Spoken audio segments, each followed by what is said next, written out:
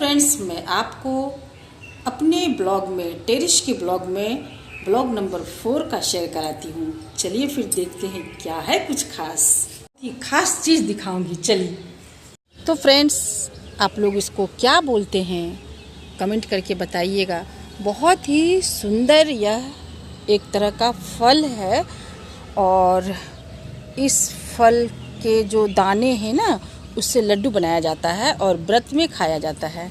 तो इस तरह से देखिए, मैंने टेरेस पर ही पोट में ही उगाया है। तो आप लोग बताइए इसको कौन सा दाना बोलते हैं। मैं कुछ कुछ हिंट्स भी दे रही हूँ कि आप लोग फटाफट नाम बता पाए।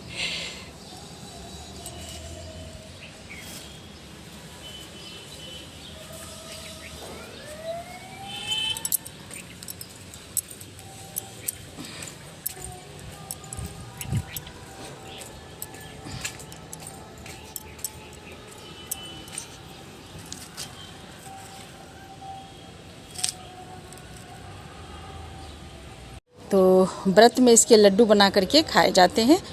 बहुत ही फायदे कारक होता है, बहुत ही पौष्टिक होता है।